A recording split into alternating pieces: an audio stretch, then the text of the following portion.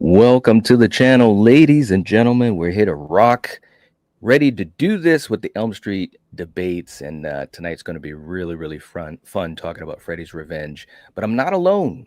We've got my good buddy Eric with us as always, and we also have Evan from Rockland Graves Productions. Guys, thanks for joining us tonight. Much appreciated, especially Evan being new to this community. Is really cool that we got a chance to connect. So this is going to be a lot of fun. Yeah, Can't wait. Can't wait. We've been wanting to collab for a while. Yeah, and you know, just sometimes schedules get weird, you know. Yeah, absolutely. Cool. For you guys in the chat, thanks for coming and hanging out with us, and we appreciate that. We're going to be doing this pretty much the same way that we've done the other episodes in the series.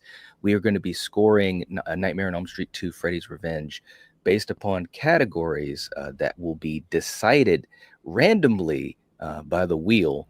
And again, that creates perhaps an advantage or a disadvantage for each of these films, but that's what makes it really fun. Now, the thing of it is we score these categories 1 to 5, 1 being absolutely horrific, and 5 being masterful.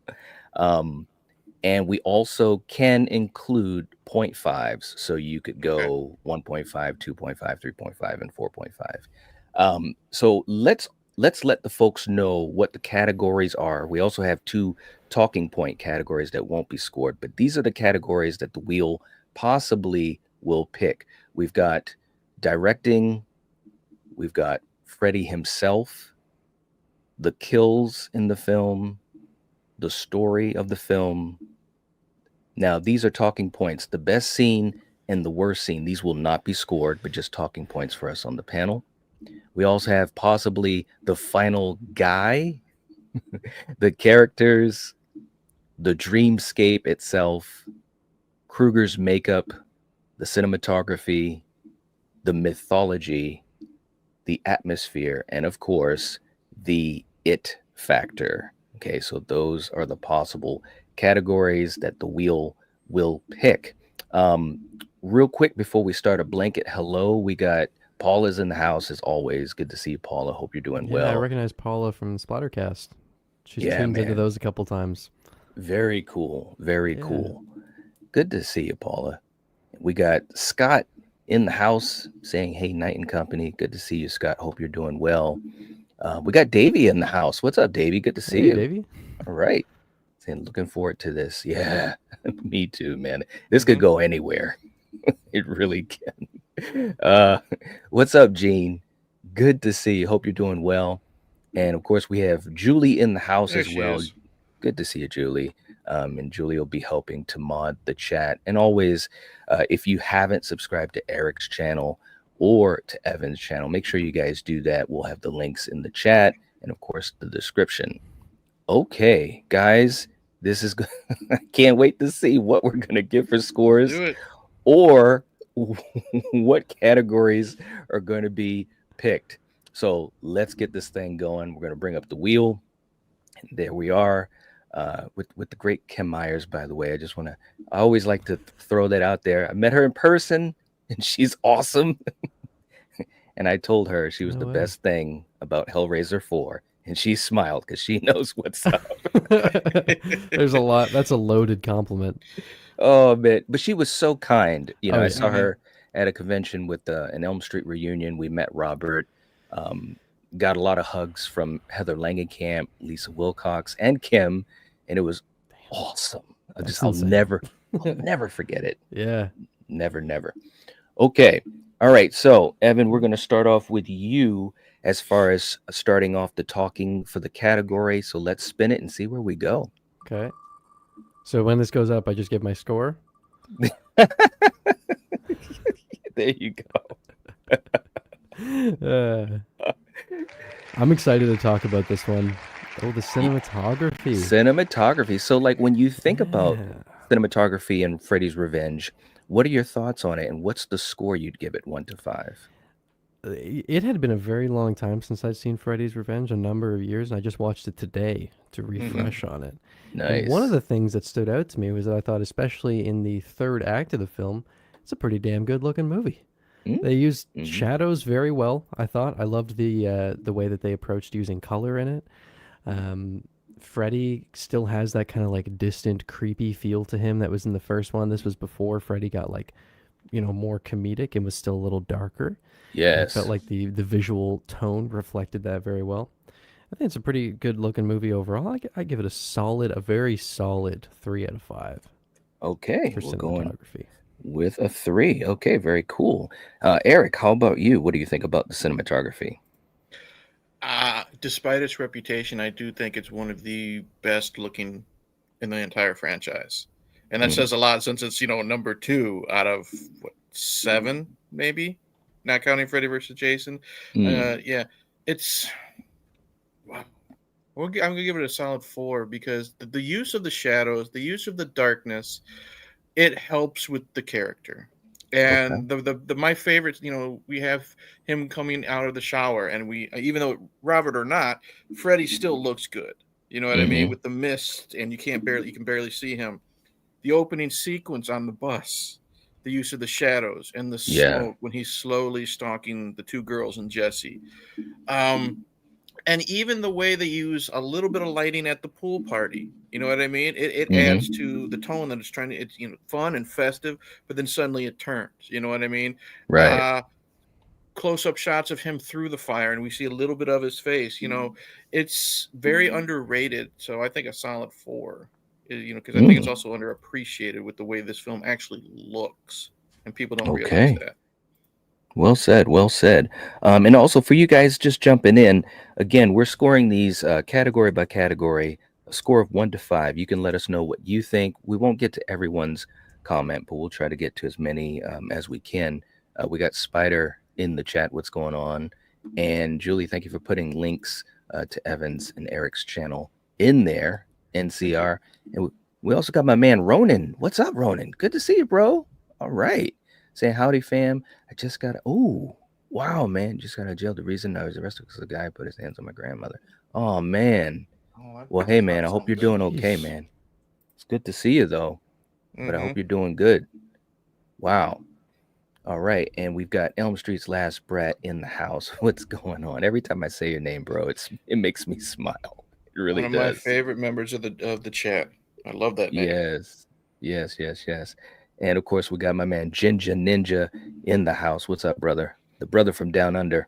All right. Ginger. For me, cinematography. You guys make great points. I will say, I think that they did some really interesting things with the cinematography. There were great shots. The pool party scene, I think, was a really great aspect of the film that it was just surreal. I know there's a lot of controversy, and we might get to that depending on the categories later on. But I think there were great shots. The factory, the power plant, there were some great shots in there. So I think I would personally give this a solid 3.5. I'm gonna go with a 3.5 for cinematography. Okay, all right. Real quick too in the chat, Scott went 3.5, NCR went 3.5, Elm Street went 3.5. Okay, Paul is going with a 4. Very cool.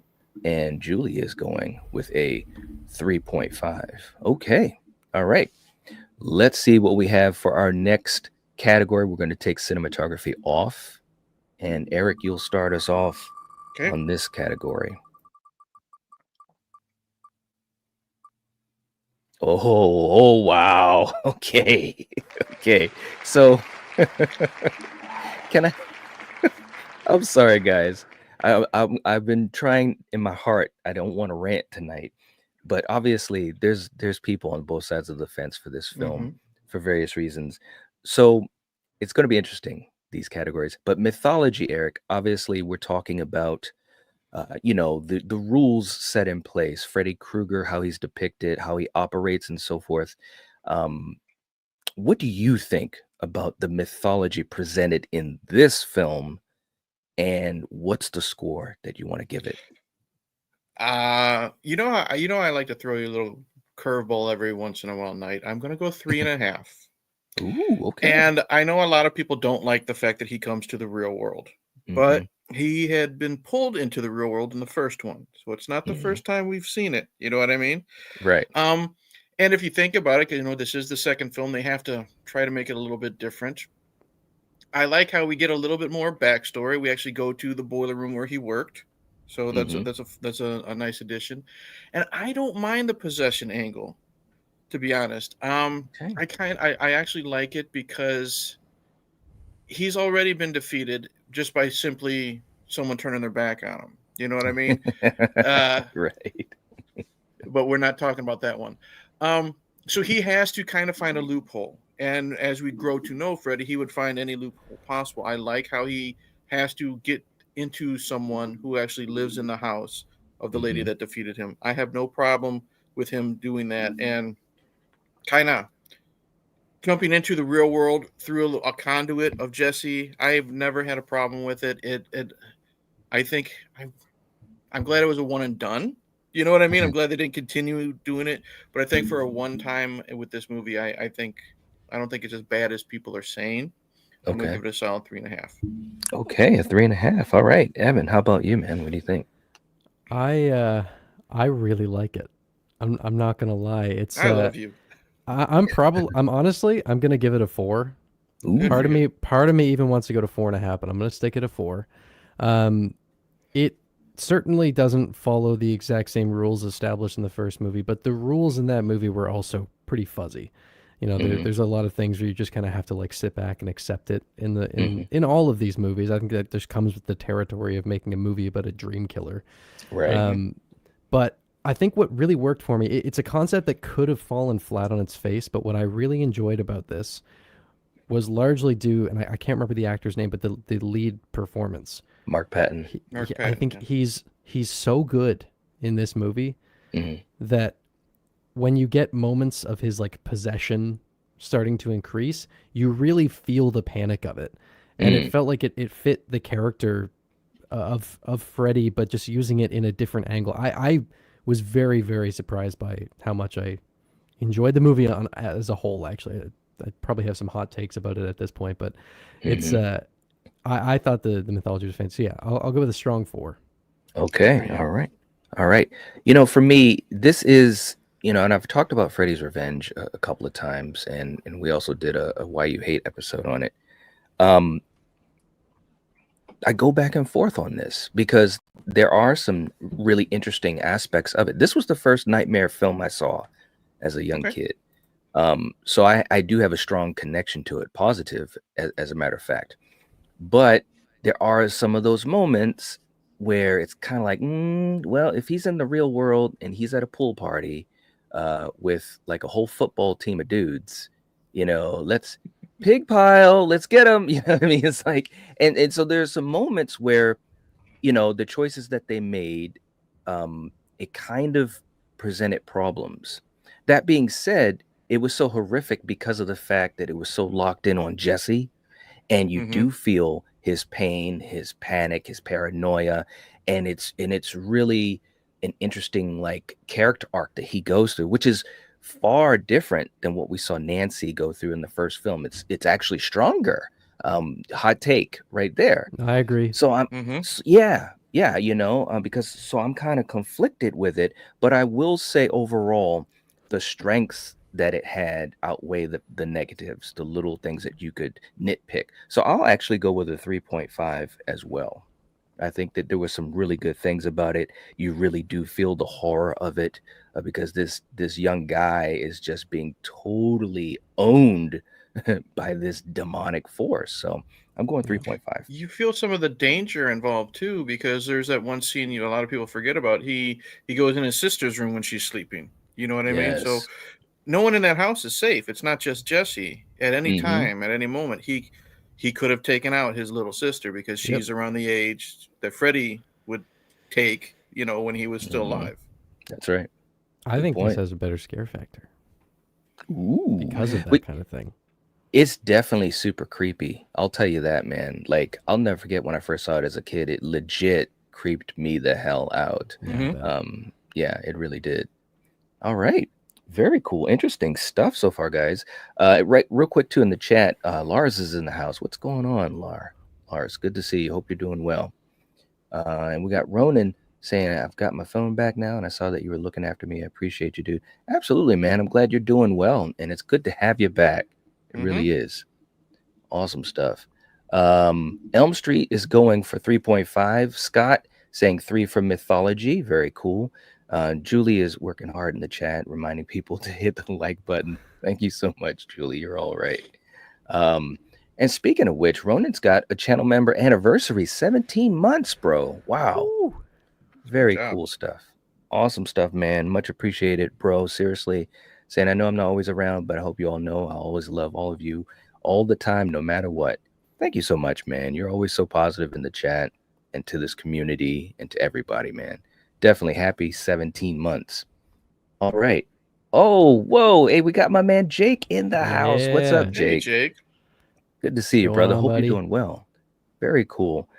Saying this is such an interesting movie. Very true. Say, I don't know if I love it, but I appreciate it for doing what it did in the 80s. Very true, man. Very true. Yeah. I hope you're doing well, brother. Good to see you. All right. Let's go to our next category. We'll remove mythology, and I'll start off this one. Ooh, ooh, ooh, ooh. Okay. All right. All right. The it factor. So when we're talking about the it factor, basically meaning the entertainment of the film, the overall enjoyment of the film, things like the rewatchability of the film. Okay, so for me, again, just to explain this, this was the first Elm Street I ever saw as a kid. I had one of my buddies in school literally give me bullet points of what the film was, because he's like, man, I rented this movie at the video store. You got to see it. I'm like, well, what is it? And he's telling me about it. I'm like, who's Freddy? I had no idea. I was a kid. Hmm. I rented it.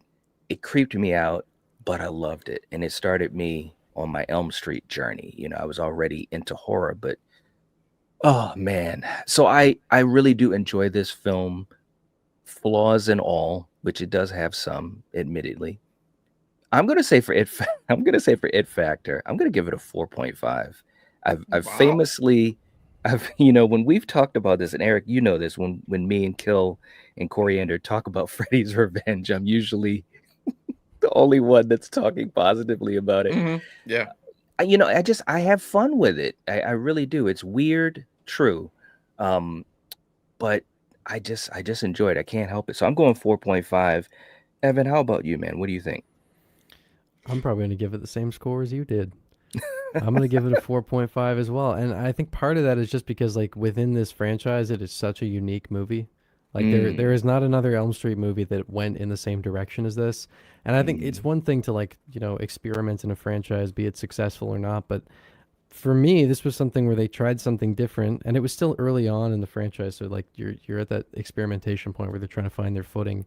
And yeah. Hmm. I think it's in some ways better than the first. No, Ooh. obviously not overall. Don't think I would go that far. Hmm. But there were genuinely things about this movie where I was like, I think that they improved on what was established or how this was portrayed in the first film. Mhm. Um, I I had an absolute blast watching this, especially like the further it went on. And I think it's really just that uniqueness that makes it get up to that level for me. So I'm right there with you at a 4.5. All right. Okay. Eric, how about you, man?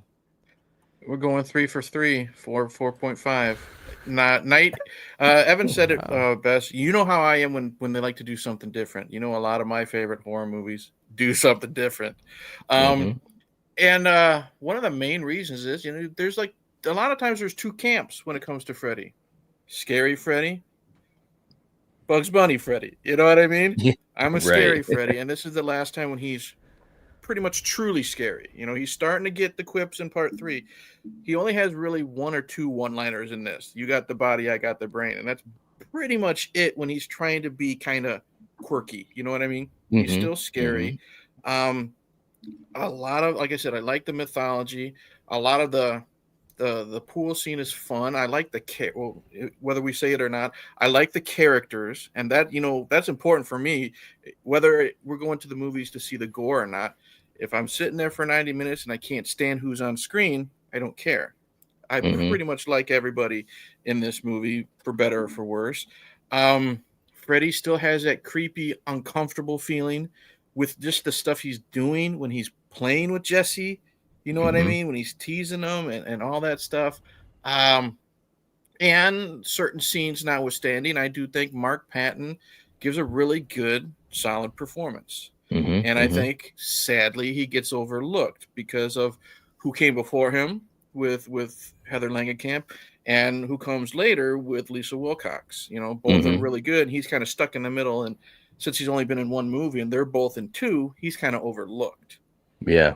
So Yeah. I think a solid 4.5. It's just so good. And again, it's one of my favorite stinger endings. Every Elm Street has a stinger ending to show he's not Yeah. gone. This one's one of my favorites, with driving into the desert. All right. Well said, man. Yeah, that sticker is fantastic. I had no clue what was going to happen. I was like, what? Mm. Really? Oh, man. So, all right. Very cool. Let's jump to the chat and see what these guys are saying. And we got, Ju- thanks, Julie. I appreciate you. Vinyl is in the house. Vinyl horror. What's going on? Let's see. Retro's in the house. Good to see you. Hope you're doing well. Um, Julie, we missed the collective. We all missed the lethal collective. We do. We do. Thank you, Julie. You're all right. And we got Ronan gifting a channel membership, man. Hey, thank you so much, man. That is very kind of you. Seriously. Mm-hmm. You're always like just trying to strengthen this community and just again being so positive. And he says, why the hell not? There you go. There you go. Retro saying 4.5 for me as well. This was in my top 3 favorite Elm Street movies. Awesome. Very cool. Wow. Let's see. Scott saying a 4. It's a strange trip, sure, but but it's a fun ride and I'm here for it. Very cool. All right. And Julie, no. She says Eric's for Hobo Myers. Yes, I Stop it. am. Stop. Don't forget the Jason worms either, Knight. Stop. Don't look, don't get going, man. We're talking about Okay. Rob Zombie's movie now, are we? Oh man. Whew. Anyways, guys, Elm Street. Oh, there's a bunny rabbit on my shoulder now. Oh, you've got an actual bunny rabbit, man. Yeah, What's his it's my name? girlfriend's bunny. Yeah, he's my little That guy. He hangs out with me while I'm working all day. that is so Very cute. Yeah, What's he's his sweet. name? Jupiter. Jupiter. I Yeah. like that. That's too cute, man. Let's see. Elm Street saying this was my first nightmare movie in the franchise. Also, night 4.5 for me. Okay, very cool. You guys, we got let's see, Julie saying we're at 21 likes. Thank you guys so much in the chat. You guys are awesome. Okay, let's go to our next category, our 4th category, and see what we get. Ooh, okay. The atmosphere. Okay, so Evan, we'll start with you. What do you think about the atmosphere in Freddy's Revenge, and what's the score you want to give it? There was a moment during the dream sequence with in the school when he's about to kill his gym teacher, his coach, Mm-hmm. and you're in the gym itself, and he's being forced to run laps, and there is just this weird dreamy haze over the whole thing. And as Yeah. soon as that happened, I was like, okay, I'm into this. And I feel like they held on to that kind of like dreamy, like in between, almost liminal tone Hmm. for like a lot of the movie, which is something that I really resonate with. I love like the uncanny valley. I love weird, like sort of dreamscapey feeling stories. So I'm gonna go once again at a 4.5 here. I Ooh. was really hooked on the tone of this movie. Really enjoyed it in the third act when Freddy is getting taken out, which was quite a loaded scene. There's a lot going on there, Yeah. but the Mhm. vibe of it was just so on point for me. I really enjoyed the atmosphere of this one. So 4.5 for me. Nice. All right, man. We're getting some good scores tonight, man. I This is like this awesome. movie. Yeah, man. Hey, like I said, I knew that it could go one way or the other. Yeah. That's the beauty of this film. Eric, how about you? What do you think of the atmosphere here? I want to go 4.5, but I'm going to go 4. Okay. The atmosphere is pretty straightforward from the beginning to end, with a couple of speed bumps. Like at the very beginning, with that first dream sequence, we feel uneasy, especially with the way that the before it turns into night and they're in the desert. Hmm. You're still feeling uneasy, just the way the score is, the way you see that the the school bus just slowly come down. It's building the tension because you know something's up. You know, just the way Hmm. it's shot. The dream sequences are good. The finale is really good, even as batshit as it is. You know, with the dogs with the human heads that are from body Right. snatchers just showing up just because, and Right. you know the cat and the rat and all that stuff. The the reason why I won't give it a 4.5 is when it does lose that tone, it really loses it. We have the Hmm. dance sequence, which really just kills the tone, and then there are times when Jesse is kind of a brat. You know what I mean? When he's told to clean his room and he's stomping up the stairs like my daughter would if I told her and she's 12 instead of a high Right. Right. schooler. So those little things there kind of defeat it. Like Hmm. I don't mind the comedy. Like Grady, I love Grady. You know what I mean? He's Hmm. perfect comedic relief. But when it's certain scenes that are just awkward, you know what I mean? Like Hmm. that Mhm. dance sequence. Like if you're trying to introduce somebody, to the Nightmare on Elm Street franchise, and you end up with somebody having a dance sequence when he should be cleaning his room like that. It's not a kid. It's a high school senior.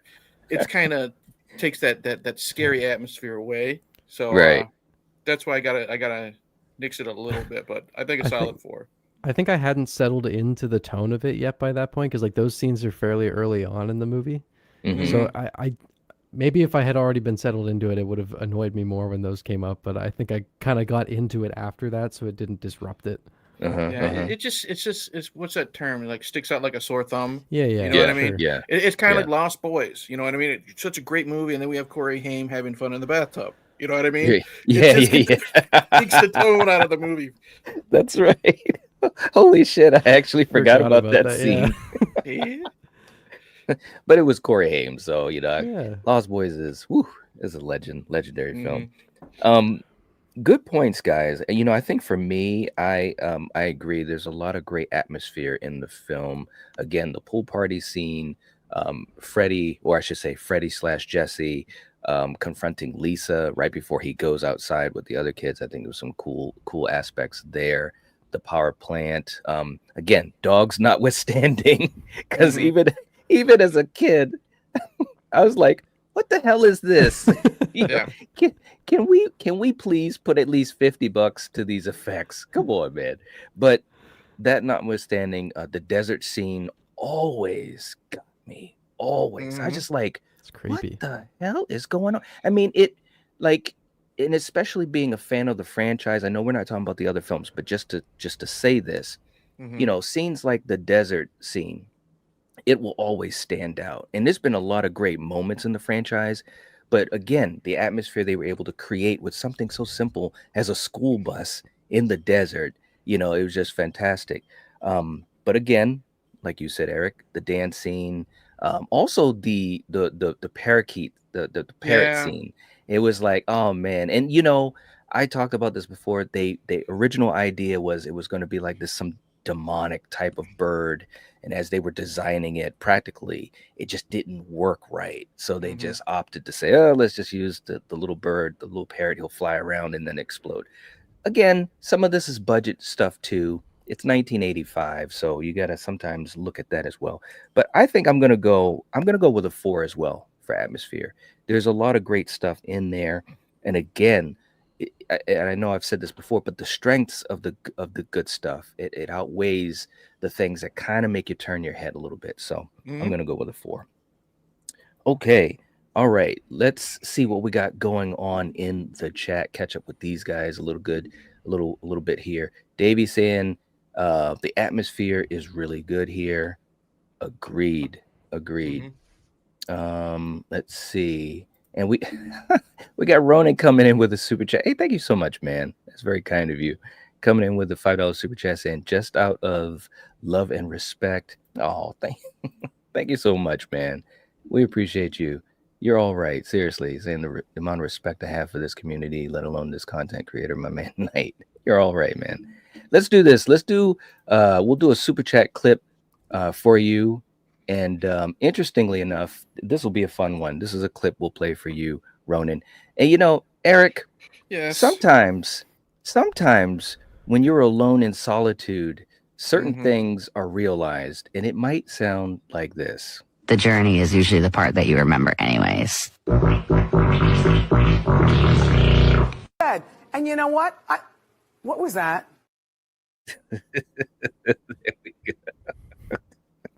Welcome to the channel, Evan. Hey, we're already talking about, people playing in bathtubs and hitting their desks with their asses. We might as well That's commit right. to it, right? That's right, man.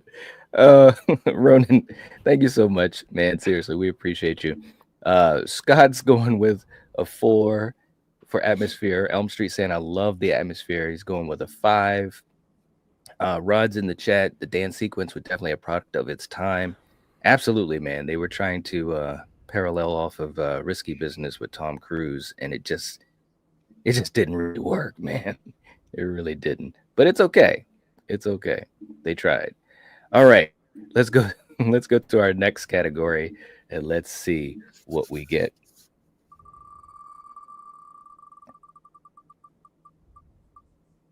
Ooh. Ooh. Okay. Wow. All right. Oh, So, Eric, we'll start with you, man. When we talk about Freddy's makeup, what do you think of it in this film overall? Oh, this one's tough for me. Mm-hmm. If I'm gonna be fair, I'm gonna say 3, and here's why. Okay. It looks great in the shadows. You know what I mean? Mm-hmm. Because the way the light shines off him makes him look scary. You know what I mean? Mm-hmm. Whether you've got the body, I've got the brain scene. He's literally just got that backlight of what's going up the stairs, and he looks scary. Right. He looks menacing. But Mm-hmm. when we get close-ups, kind of like what you have on the screen, or when we see him other times, and it's just like the light shined on him. Mm-hmm. I mean, I love the wet, slimy look. I mean, he looks gross, but I think it's a step down from where we've seen him before. But I do want to give credit where credit's due. Like when he's in the shadows, just like, sometimes a director will hide the negatives to make it look more positive. And I think the Right. director did that here. But when we get to see him full force, like even sometimes when he's hiding behind the flame, you know what shot I'm talking about, like at the very end of the movie before he gets engulfed. Mm-hmm. I don't think he looks the best, but he still looks good in the shadow. So I think 3.5. Okay. Oh, 3.5. Okay. Yeah. All right. Gotcha. We gotcha. All right. Evan, what do you think about the makeup for Freddy? well, I think in general, Freddy looks his best when he's not being like when the light is not directly on him. When they're Mm-hmm. playing with, because there's so much texture in his face that if you light him correctly, you can even see it happening there. The amount of shadow and interesting contrast you can get out of that design is really fun. There's a lot to play with there. But when you get these shots, it does look a little goofy. He looks a bit Mm-hmm. like a fish, Mm-hmm. which isn't necessarily the greatest look for the fear factor in this context. But I think part of me is like pulling the other way just because I thought that they shot him so well in this movie for most of it. Like overall, he looks great. I just don't think the makeup is the reason that he looks great. And I'm pretty in the middle on it, so I'm going to go with a middle score. I'm going to go with 2.5. Okay. Just because I don't think that the design itself is amazing, but they saved it from being something that really hurts the movie by filming him so well. Yeah, well said. That's a good point. I think for me, I'm kind of in line with what you guys are saying. I think they were trying to do something a little different with the makeup, but I don't think that they were able to get to the finish line with it per se. Um, there are shots where he looks good, but like you were saying, Evan, it's the way that it's shot. Like I think the scene where he first confronts confronts Jesse, and they're talking. I think he looks really good because he's in that shadow, and you can kind of see the outline of Robert's face, but you can't really see the details of what the makeup looks like. You know what I'm saying? And maybe the best shot, or maybe one of the best shots, was that shot when he's outside right in front of the fire, and you can see his face, but the fire kind of Hides alters it a bit. little bit. Yeah. So this is like a push and pull for me here. I think I'm gonna cut it in the middle. I think I'm gonna go with a 3. It definitely wasn't the best in the franchise, but it sure as hell wasn't the worst. I think if they could have tightened up a few things on his face, maybe that would have worked out well. And of course, we've already talked about Dream Warriors. I think once we hit Dream Warriors, it was like, okay, they figured it out. They're like, this is what Freddy Krueger is going to look like, whether he's in the darkness or in the sunlight. And they were able to figure it out, at least for 2 movies, that is. So, all right. So yeah, I'm gonna go with a 3. All right. In the chat, we got the Hatchet Boys. Hey, what's going on? Good to see you. Hope you're doing well. Long time no see. All right. And we got Ronan still working hard in the chat, gifting 5 memberships, man. Thank you so much, bro. Seriously. For you guys that did get gifted a membership, please show some love to Ronan. We appreciate him. We got some new folks here. Austin's back. Carl's back. Katie. All of you guys, definitely show some love to Ronan. A very generous gift. Thank you so much, man. Seriously. Julie is saying makeup is the look. I love the emoji. That's how it felt trying to come up with the score.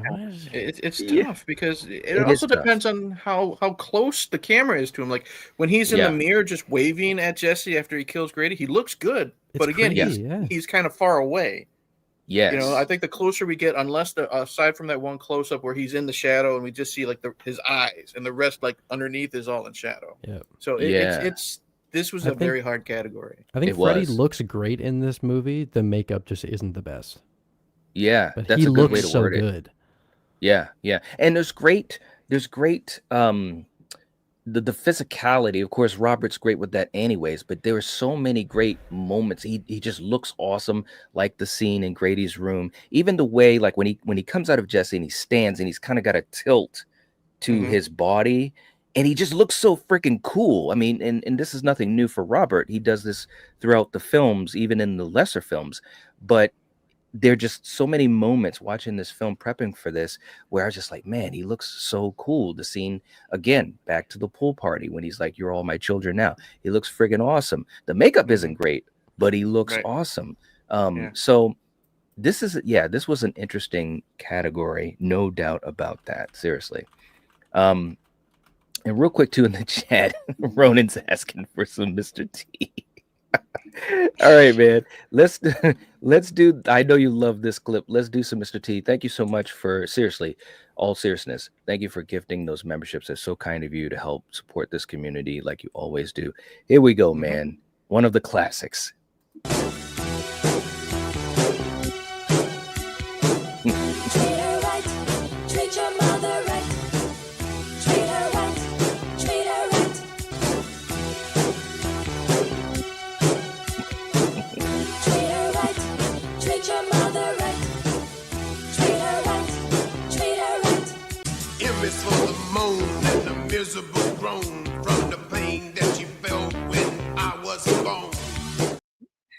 There it is, man. Uncle All Paulie right. wondering what the heck he's doing there. He is. He's like, what are we doing, man? This is just crazy. He's like, what's going Oh, on with man. that guy's neck? Poor Ed. Poor Ed Harris. All right. Julie said how Freddy looks in the thumbnail is making me want to bump down my score. There you go. Had your boy saying I think the makeup is top notch.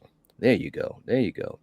Jinzo saying night panel. Why does Freddy get a free pass for lack of screen time in Nightmare 2 while Jason gets thrashed for Jason Goes to Hell? Ooh, please let me answer this first. Well, I It's your think channel, that dude. hey, thanks, man. I appreciate that. There's no doubt that Freddy has more screen time in this versus Jason Goes to Hell. It's not even close. And again, with Jason Goes to Hell, and I've been famous about this, I have gotten to appreciate a bit more of it. It's still, to me, not a great Friday the 13th movie. It's a pretty good horror movie in a lot of ways. And I got to give thanks to Eric for that, over the years, just making me look at it a little bit differently. But yeah, Freddy definitely has a lot of screen time in this versus Jason Goes to Hell. No doubt about that. What do you think, Eric? Because you're obviously a huge fan of Jason Goes to Hell. I don't get it because I've never seen Freddy get any knocks towards him for lack of screen time because he's in the movie quite often. It's just sprinkled throughout. You know what I mean? Yeah. And as much as I love Jason Goes to Hell, whether you want to, like I like to poke the bear and say he's in it. He's just in other people's bodies. If we're talking about physical Jason, he's in the movie 10 minutes. 4 minutes. No, it's like 10 minutes. Yeah, and that's in the beginning and at the end. Freddy has a nice amount of screen time from the very beginning up until the end. So yeah. I don't see any lack of screen time at all with him. Yeah, I agree. Evan, how about you? What do you think of, just real quick, do you have any thoughts, I should say, on Jason Goes to Hell? And do you think that there's a discrepancy of the screen time for Freddy in this film? It's been a long time since I've seen Jason Goes to Hell. I'm probably due for a rewatch on it. It's just not one that I pull off the shelf when I'm going to watch a Friday the 13th movie, and I don't know what mood I need to be in to pull it off the shelf. So maybe it's time to watch it again because I think I was a teenager last time I did. But in terms of screen time, since it's been so long, I can't even remember how much screen time Jason has in the movie. But the argument that I would make is that I think it makes sense for Freddy to have less screen time and for that to not be a problem because Freddy Krueger is a creepier killer than Jason is. Jason is all about like blunt and in your face and just brutal, gory. Freddy, at least in the earlier films, was more creepy. I don't think Jason was ever creepy. I didn't get that feel. Maybe in the there's a couple scenes in some of the earlier films, but like the point of the character wasn't as sort of bathed in shadow as what we have here. So it would, even if there was a discrepancy, I think it makes sense. Yeah, no, I definitely agree. I mean, he's a dream demon. He's supposed to be part of your nightmares. And I think, that's when he's most effective in any of these films. I think that's why he was so effective in the original. And in this film, I think he's very effective as well. And we might get to that category. Who knows? Speaking of which, the thing is, I didn't mean to interrupt you. That's okay. Lack of screen time, I think, is the wrong term as well. I mean, if he's in the more he's in these movies, the more he will kind of get tired of his shtick. You know what I mean? Like, look at by the end, Freddy's dead. And you'll discuss that when you guys get there. But if he has more screen time, that means everybody's asleep throughout the entire movie. We have no character build up. Right. They're too busy sleeping to figure out how to defeat the guy when you think of stuff like that. Right. And think of him. I think of him like in the earlier movies, less is more. He's like Tim Curry and Bill Skarsgård in the It movies. You realize they're in those movies, and you have a 4-hour miniseries, and you have 2 movies with Bill Skarsgård. He's in those movies maybe 15 minutes total. Right. But you remember him more because of how great he is when he is on screen. So I think lack of screen time is notwithstanding, but the less we have him, the more we appreciate him, and he makes a bigger impact when he's doing this thing. I mean, great point of comparison is like the original Halloween, where Michael has like 12 minutes of screen time. Right. So it's not always even the less best measurement. He has even less screen time than he does in Halloween Ends. Yeah. So Yeah. That's right. it really comes down to the story and how the character is presented, what's going on with the character. And of course, with Elm Street, that's the whole thing, is that everything that Freddy does is so connected to the characters. You know what I'm Mhm. saying? They're Yep. being haunted in their dreams. And so that's part of the reason why you don't want to show him too much. And of course, Mhm. in later films, when we saw more and more of him, it was kind of like, well, and you Yep. just get that oversaturation. So yeah, it's interesting stuff for sure. I mean, us as fans, we love him and we want to see him because we love Robert, but that's the catch 22. So, all right. So let's see what we get for our next category. Let's spin the wheel. I'll be starting this category off. Oh boy. Oh man. You got it. Okay. Well, Mm. it had it had to happen sooner or later. Listen, and again, I have a lot of fun with this movie, and I have a really a deep connection with it. When we talk about kills, it's just not a strong point of this film, in my opinion. Now, there's some uniqueness, maybe in a bad way, when we That's talk one way to about put it. Schneider, and we've got towels whipping you. Look, man, as a kid, I remember as a kid, I was just like, what? My friend didn't tell me about this part. It gets so red so quickly. He's so quick. It's like, come on, bro, be a man. So look, and Grady's scene is so good in so Mhm. many ways, but the kill is kind of like, and I remember even on Never Sleep Again, they were talking about how, it's kind of like, it's too bad it ended on kind of a downer instead of a strong note, because that scene is so powerful with the transformation. So to me, kills is definitely not a very strong aspect of the film. The actual kills that Freddy does, even in the pool scene, it's kind of like, he just kind of puts his glove to your belly and you're done. And it's like, okay, he's controlling fire like Johnny Storm. Like, what are we doing here? This is crazy. So I'm not gonna rant, but I'm gonna go with a 1.5 on this. I'm going with a 1.5. Eric, what do you think, man? Yeah. I'm gonna go with a 2. I'm gonna go with a 2. I do enjoy Grady's, but it's also Yes. kind of average. You know what I mean? Yeah. I like the camera shots are great with the claw, the glove going through the door and scraping down. You Yes. see a little bit, and then you see Grady vomiting up the blood. hmm But then that's it. The When he dream sits sequence, down, you're like, where's the carnage? It looked like exactly. they just threw some syrup on his chest. I mean, what else do we get? You don't see the 2 girls in the beginning in Jesse's dream, so that doesn't count. You Right. get one guy gets clawed in the belly at the pool party. One kid gets trampled. You Yep. have a parakeet fucking blow up. I guess that counts. You know what I mean? And then Schneider is creepy because of the use of the blue and the smoke. Yeah. And then when he's just hanging there, it looks good. The slice on his back looks good, and the bloody faucet's turning on. But the build up to that, it's so awkward and weird. Yeah. I'm just Right. it's no pun intended. It kills it. You know what I mean? It Mhm, takes you out.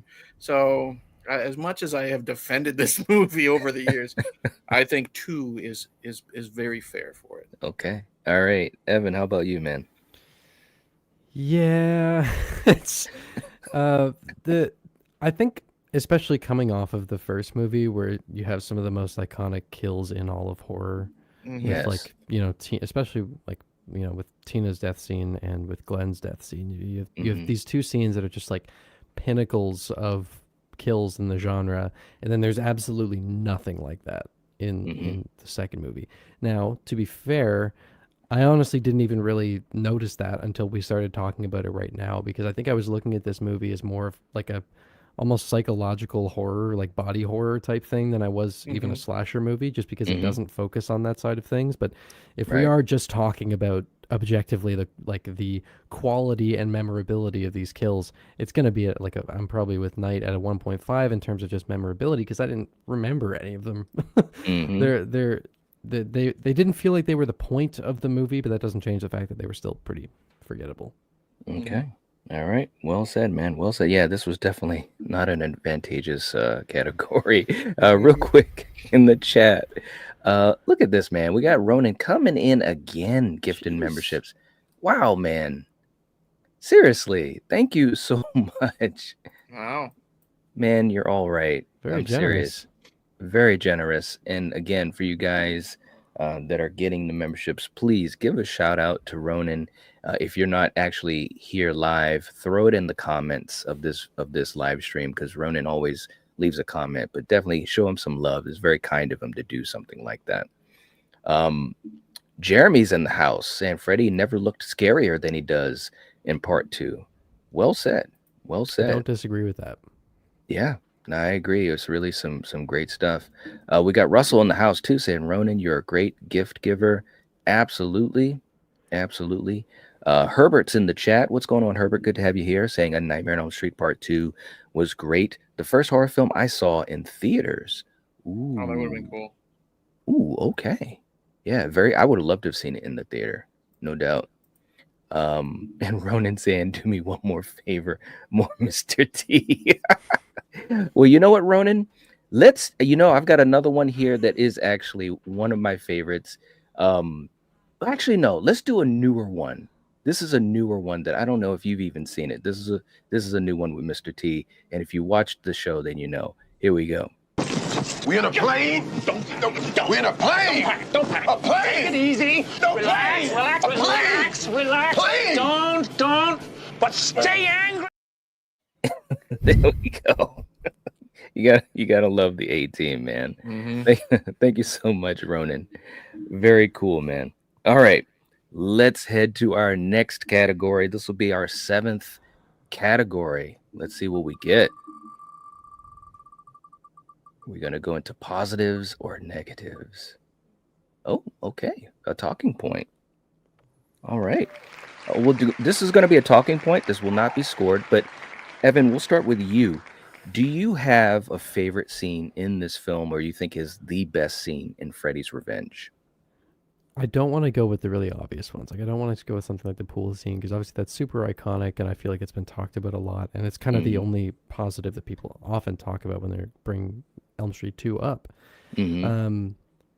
The scene, there was one moment that really stood out to me where I was like actually feeling some of the dread that was kind of surprising to me going into this. And it's the scene right after Jesse gets home after his friend dies, and he's covered in blood, and he's panicked, and he's scared, and he's confused, and he doesn't know what's going on. He doesn't know what to do about it. That scene to me really stood out, because even in the first movie, there wasn't that moment where it felt like there was real fear from the characters. Like, right. I obviously the characters in the first Elm Street are scared of things, but I never felt it.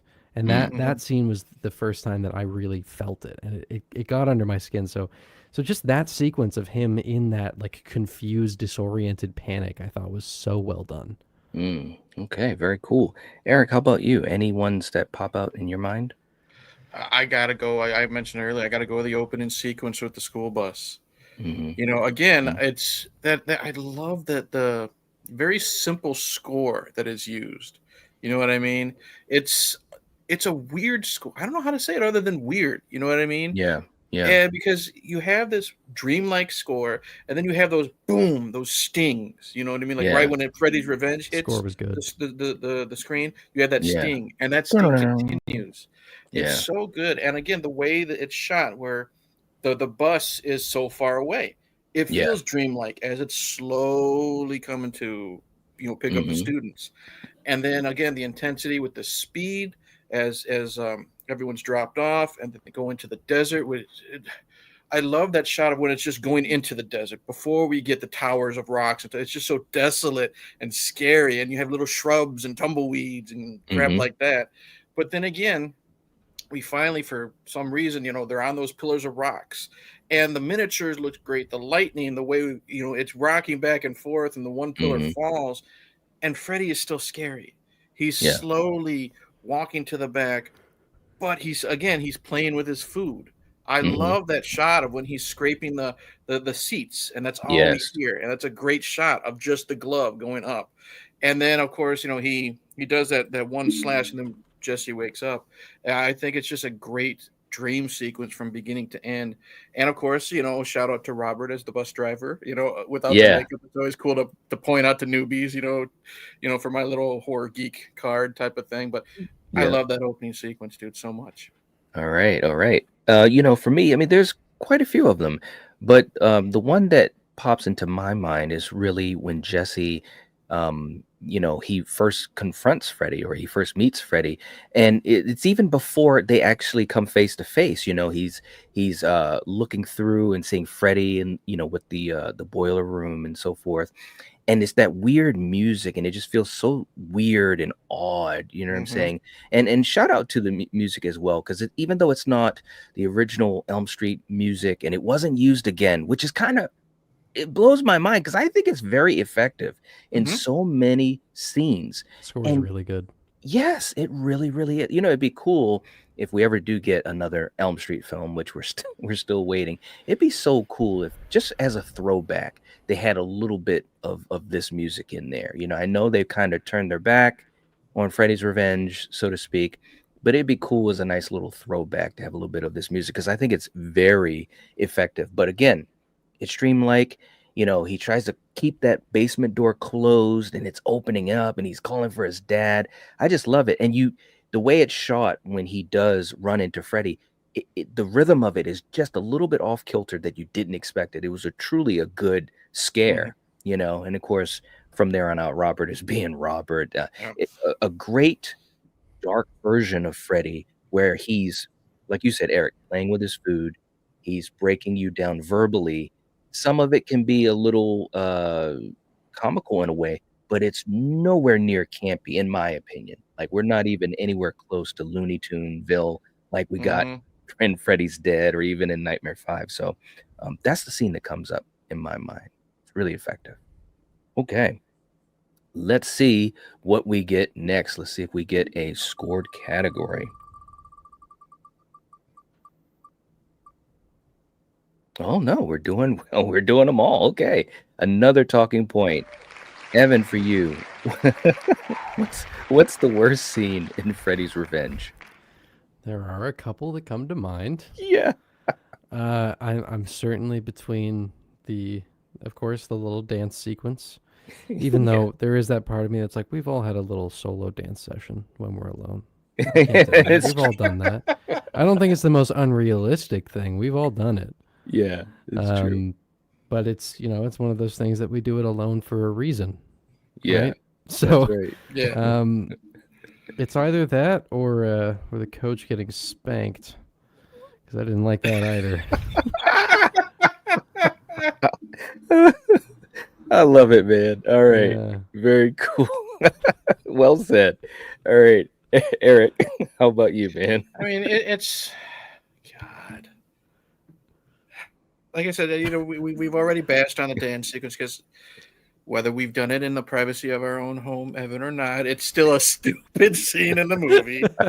I'm trying. I'm doing my best. I know. The coach getting spanked is dumb, but you know what? I'm gonna go with, and it's because it's just because we haven't bashed on it enough. I'm gonna go with the exploding parakeet. I forgot that even happened. Oh, the reason why I can't forget is, I mean, sure, it's lame that, God bless you, Clue Gallagher, he's getting bitten and pecked by a killer parakeet of all things. Yeah. And yeah. they decide not to leave the freaking room. Right. or go outside. My problem is when the parakeet explodes. Parakeets are very, very small.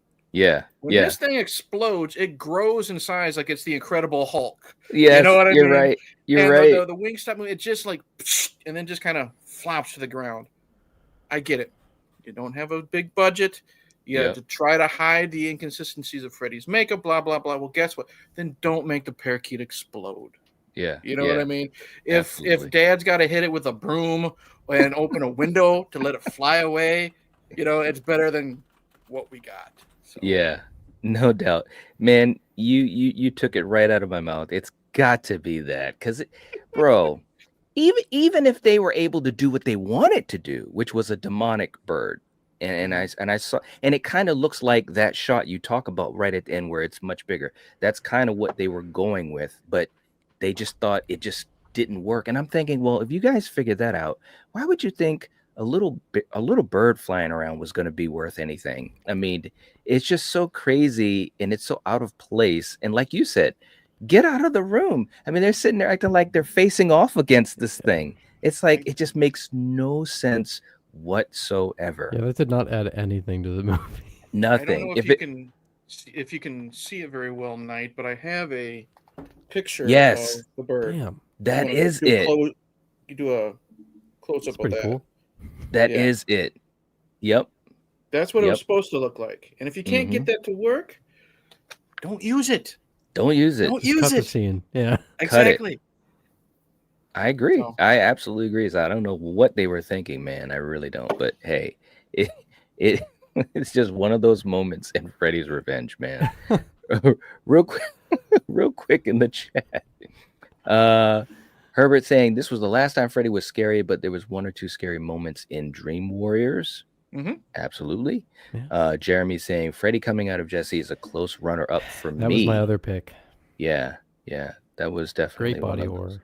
Yes. His reaction when he like wakes up and he's like calling out like it's happening. I'm like, oh, that's fucking scary. You Yeah. talked about how Freddy I looked kind agree. of badass when he slumped, but just when he literally crawls out. He's moving his hands really like he's good. stretching like he just woke up type of thing. Yeah, like Robert's he's really being good. born. Yeah, Mhm. absolutely, man. And hey, we got Gina in the house. What's up, Gina? Good to see you. Hope you're doing well. Awesome to have you here. Ronan, Ronan said, can't give any more money, but I know you know exactly what I meant by it. You're the man, brother. I love this community just as much. Not a human being that could stop what we all got. There you go, man. Thank you. Thank you so much, bro. Seriously. And yes, Julie, he's been extremely very kind and supportive, as he always is, and positive. It's always good to see a lot of positivity, and Ronan's one of the best. All right.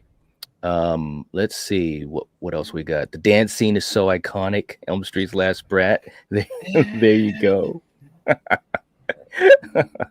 And we got, hey, Rachel's in the Hi, house. What's Rachel. up, Rachel? Good to see you coming in with a super chat. Thank you so much. Much appreciated, my friend. Saying, hey, all. Hope I haven't missed much. Excited to see Rockland. Been a fan of his channel for a while. But there you go. Very Thank you, cool. Rachel. Awesome. Rachel, let's play a quick clip for you because you rock. And, Eric, sometimes you just never know what to expect, and it might look like this. Well, gentlemen, are you feeling comfortable? I do not like to have my guests ill at ease.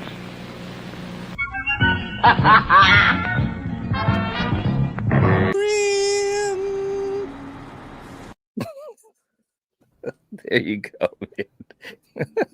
Eric, the look on your face, bro. It's worth it. It's worth it.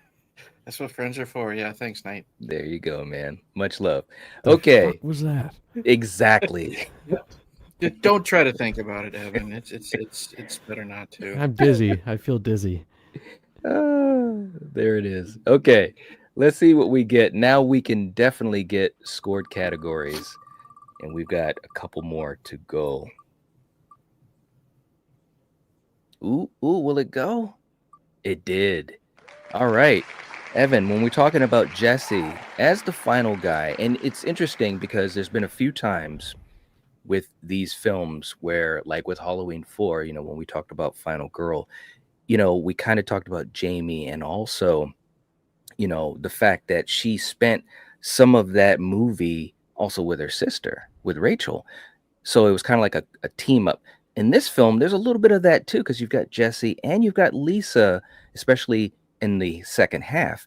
So however you want to look at it, when we talk about the final guy or final girl and guy, what do you think of the performances and what's the score you want to give it?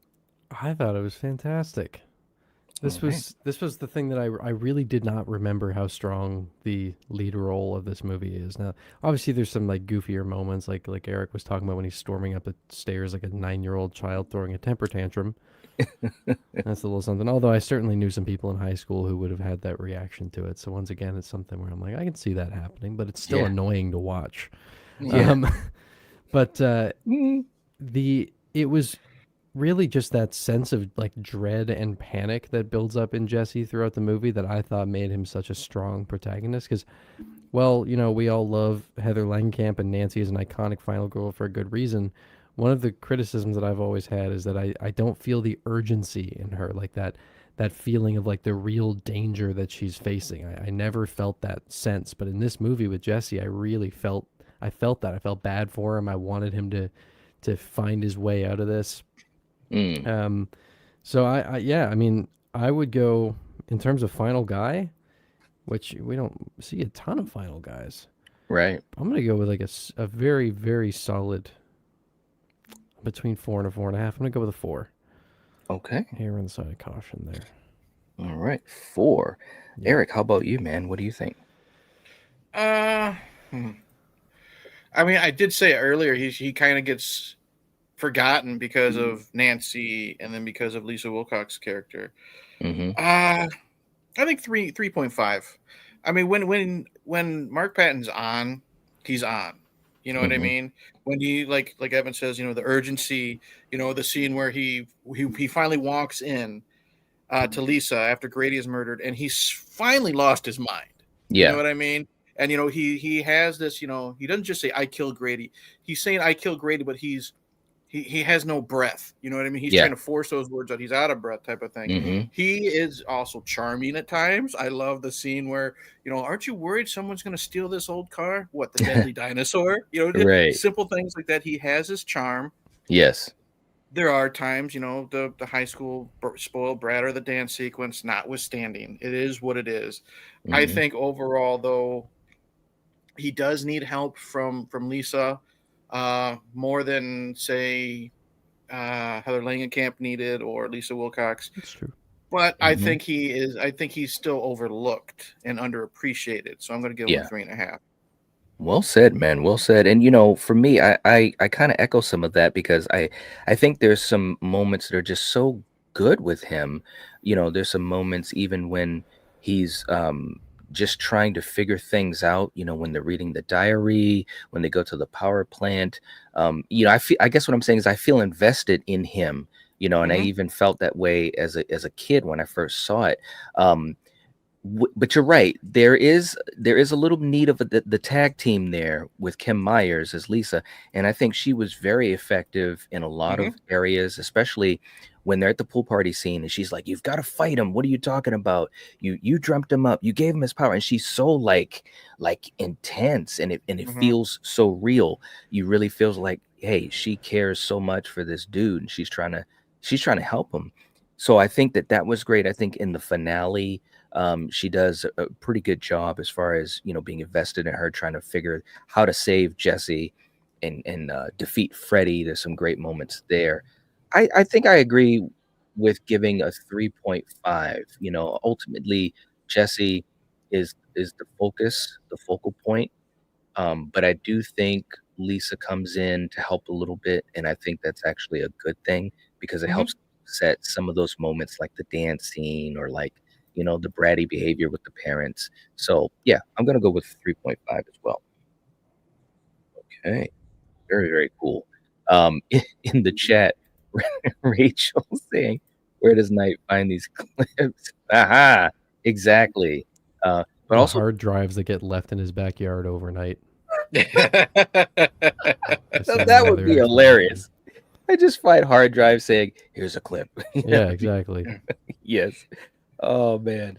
But shout out to people like Supertender too, because sometimes they'll send me these clips and they're like, bro, here's a good one. And it just cracks me up. Now I know who else to blame. Okay, perfect. Cracks me up, man. Cracks me up. You know, Knight's meeting Supertender in a back alley, you know, and they're exchanging hard drives in a bag, you know, type of thing, like the envelope of money. You got the stuff? Yeah, I got the stuff. There you go. Rachel saying Jesse's a bit of a punk, though. Let's be honest. His girl does most of the heavy lifting. She's going with a 2. Ooh, wow. There we go. All right. He definitely wouldn't have Scott. survived without her. No, that's No. true. Very true. Because, well, that's the thing, too. And Scott's going with a 3.5. But that's the thing, too. He was going to give up. She's the one Totally. that really pulled him out of that. And I think it was, Yeah.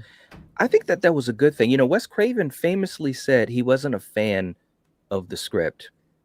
And he Yeah. thought that Lisa should have been the focus. Now, I don't know if in his mind he would have had Jesse in it or so forth, but I Yeah. actually think it works great the way they have it because, She's the Sam to his Frodo. yes, exactly. I love it.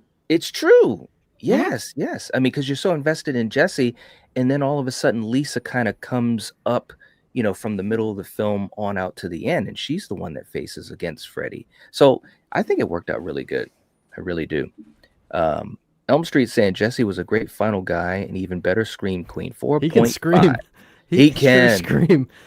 My Speaking God. of Scream Queen, I do want to give a shout out to Mark Patton's documentary Scream Queen. If you have seen that, it's really, really good about just the actor's life and dealing with the backlash from part 2 and now how he's finally found an audience and now he's kind of embraced and going to conventions and stuff like that. It's a really good documentary. It came out a handful of years ago.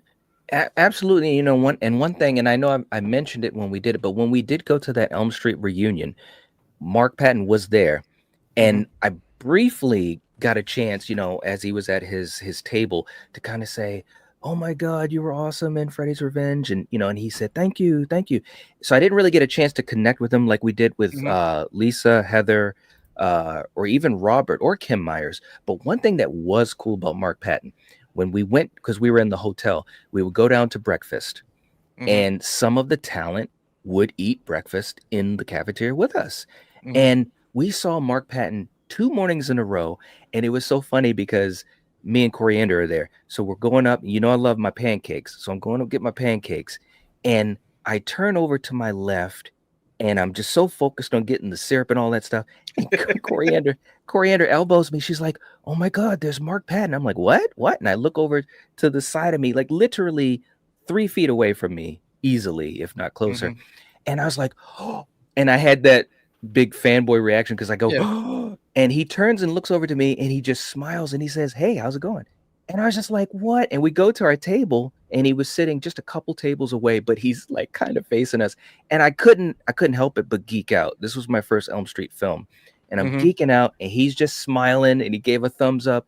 And I was like, man, that's really cool of him because he didn't have to be like that at all. Right. He could have just had his coffee and donuts and then gone on with his business. But he really seemed genuinely cool, so shout out to Mark Patton for real. Yeah, that's one thing I like about him that I've grown to learn through that documentary is he's just a regular everyday Joe like us, you know what I mean? And he was, like a better term, dealt a shit hand after this movie, and he's finally come to appreciate the film for what it was. And again, he had no idea. It's kind of like Betsy Palmer. He had no idea that there are fans of this movie. Betsy Palmer took her forever to go to cons and appreciate the first Friday the 13th. I mean, Mark's got some health problems and health concerns too, so he's not always in the public eye, but he loves meeting the fans. And if you see like little clips of him signing Freddy gloves, or he's an artist, so he'll sign his artwork and stuff like that. He's really down to earth and just a sweet guy. So it was really cool seeing him in that documentary. And it's on Tubi occasionally, so I do highly recommend it.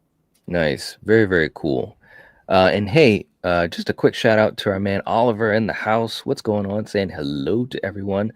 Hope you're doing well, man. Good to have you here. And Mike as well. Okay, very cool.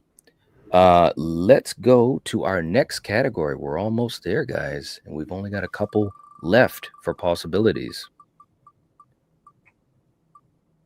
Ooh, okay. All right. Eric, we're going to start with you. We're talking about the directing, Jack Shoulder, who decided to go down a different path. What do you think? This is tough because oh man, because when he's good, he's good.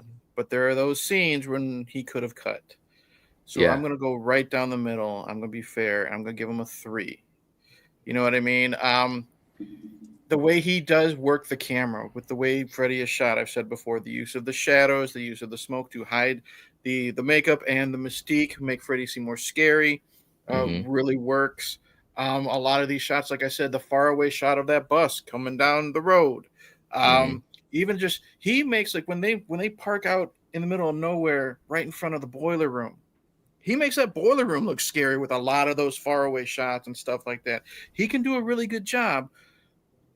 But what he's not doing a really good job with, certain scenes we've already talked about, and they could have cut it, and why not? It's a definite fumble, but I think a 3 for him is pretty fair. Okay. All right. Evan, how about you? What do you think about Jack Shoulder? I have a pretty similar feeling to Eric there, where it's like there's moments of this movie where I'm like, this is like phenomenal, like really, really great stuff. It feels like in some points franchise highlights with certain examples of that. I think he really nailed making Freddy feel scary and imposing and more sort of impending and invasive in a way that I really liked. But then there were just those baffling decisions to include things like the coach getting spanked, and then the scene with the bird, which was just like it just cut it at that point. Right. There's some decisions that I think hold it back from being really good. So I'm right there with you, Eric. I'm going to give him a 3 just because I feel like he did a really great job, and the things that are more baffling didn't really take away from the movie for me because a lot of that was earlier on, and as I said, I hadn't really settled into the movie by that point, so it didn't hurt it for me. But it's definitely something where it's like it still feels weird to watch. So I'm going to go with a 3. Well, I have to say, I agree with you guys fully. I'm going to go with a 3 as well. Again, like you guys said, there's some really cool stuff that he does in this film, and he's talented, man. I really enjoyed The Hidden. Not to go back to paralleling Jason Goes to Hell or anything, but he was great. He was great with The Hidden. He even did a Wishmaster too. So he's got some skills. But I do think, and he's even said it, like I said on the Never Sleep Again documentary, he even said it too. Things like the bird scene, the dance scene, those are things that just didn't work. And I'm thinking to myself as a director, why didn't you choose something different? He obviously was, and he said he wasn't a big fan of the original film. He understood why it was good and well revered and all that, but he wanted to just do his own thing. And I'm divided on that because some things worked really well and some things were kind of like, eh. So anyways, I'm going to go with a 3. I think there were possibilities for it to be a better job from him, but overall he did okay. All right. Let's see what we have next. We've got 2 categories left, guys. 4 different choices, but only 2 will get chosen. Ooh, go.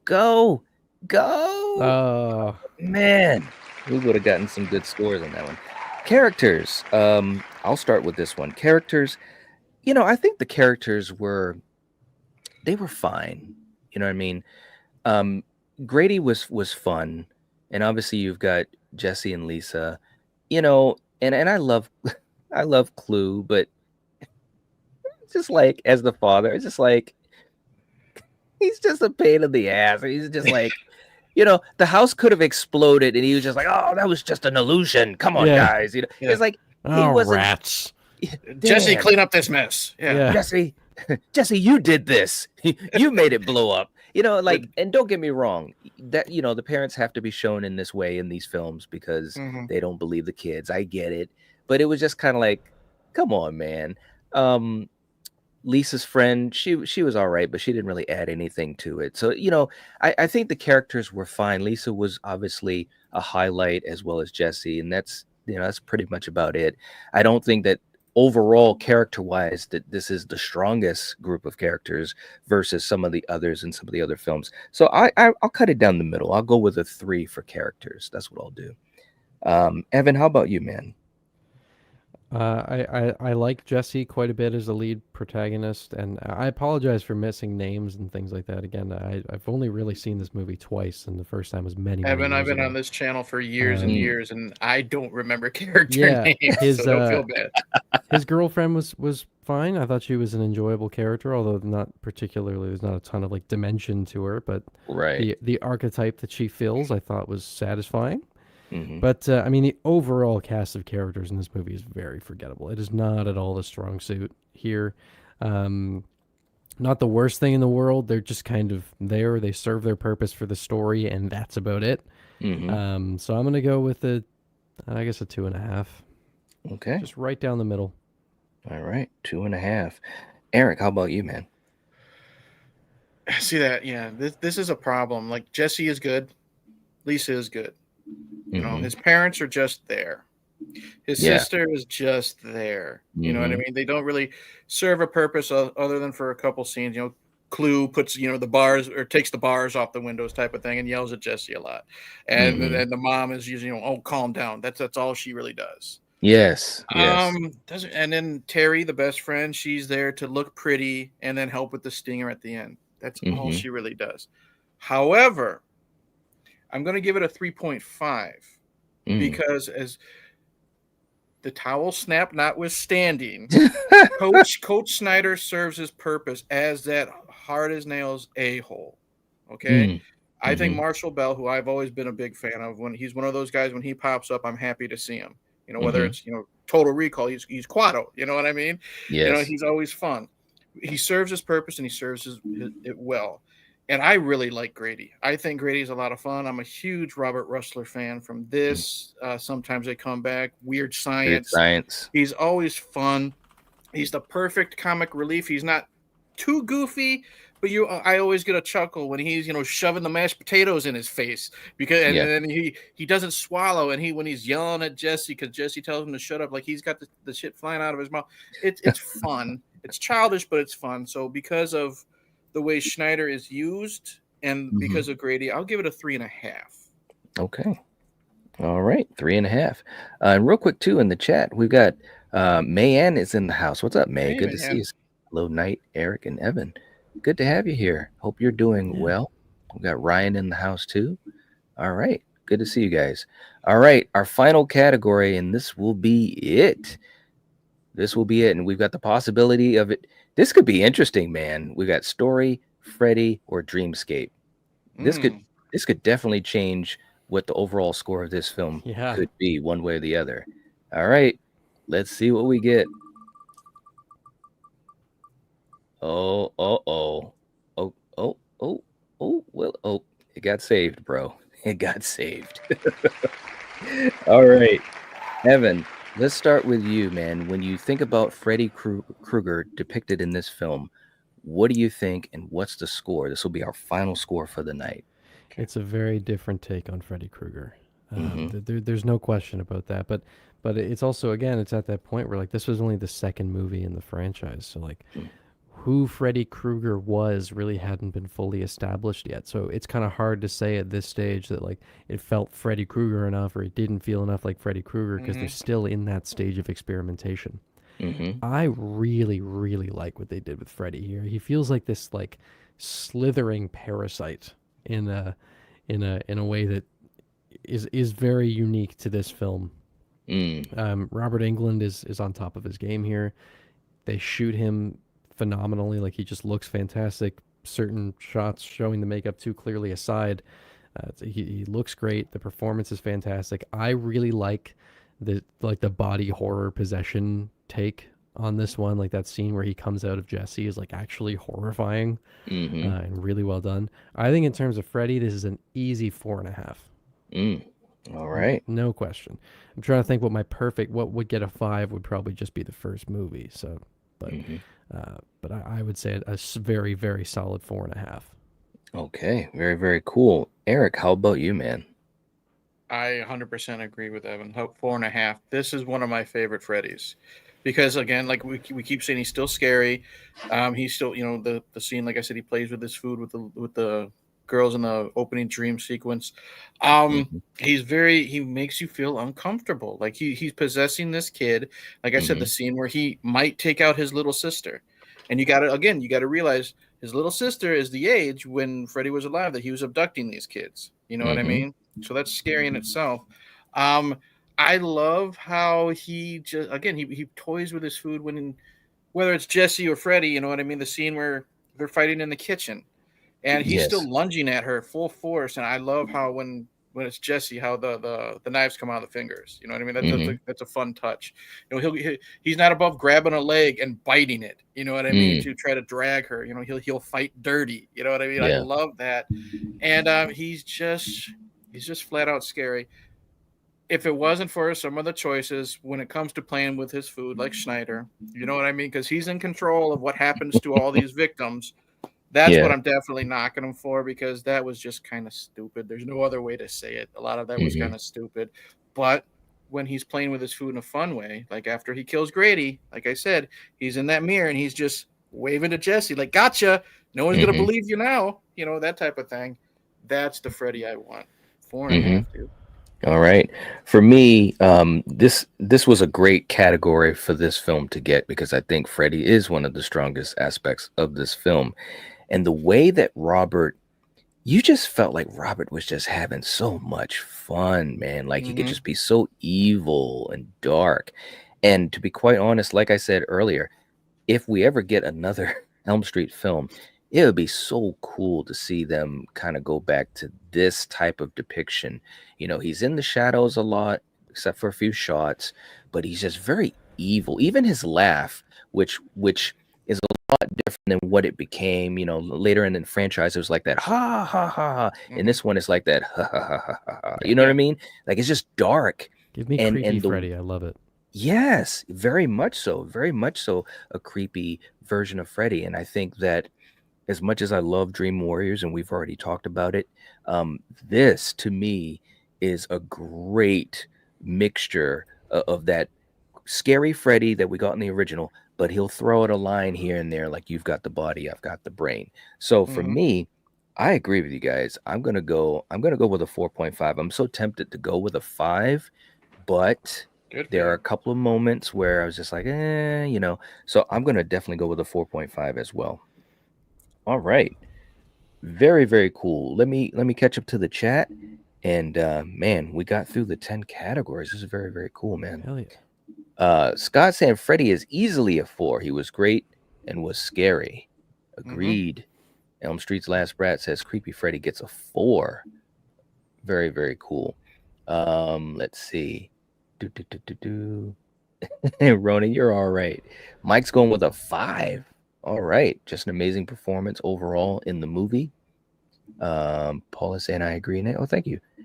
JPEG going with a 5. Okay, very cool. Well, guys, that was our last category. We were able to get through 10. Just to recap for you guys that came in late, we scored Elm Street 2 on cinematography, mythology, the it factor, the atmosphere, the makeup for Freddy, the kills in the film, the final guy, the directing, the characters in the film, and of course, Freddy Krueger himself. So there we go. We're going to take those scores, we're going to add them up, and ultimately, this is how we're going to rank the Elm Street franchise. And I'm going to be honest, there were some interesting scores here tonight. I think that the final ranking, it's I can't wait to see how it's going to turn out, man. I really can't wait. I'm excited.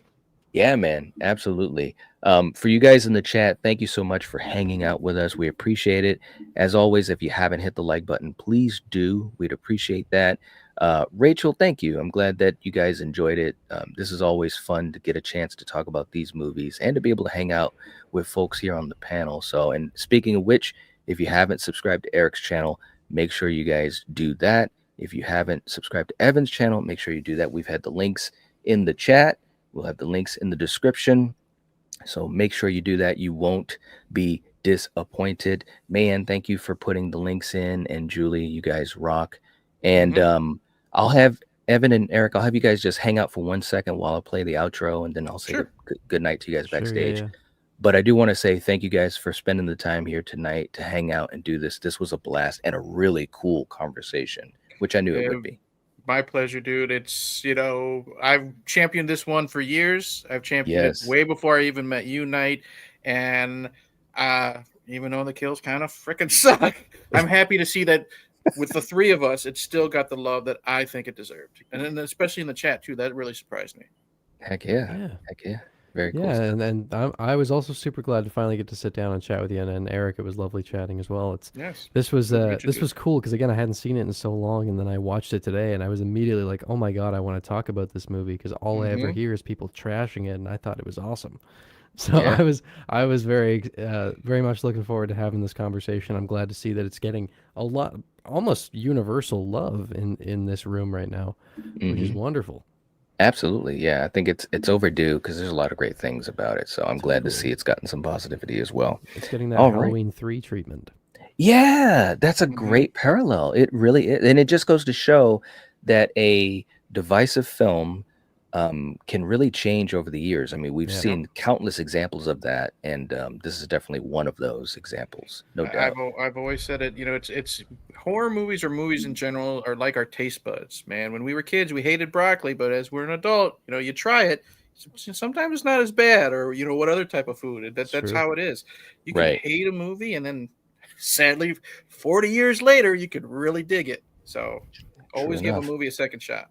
That's right, man. All right. Well, hey, you guys in the chat, thank you for being here. And as always, we will catch you guys next time. If you're watching this, if you're listening to this, you are the Night Watch.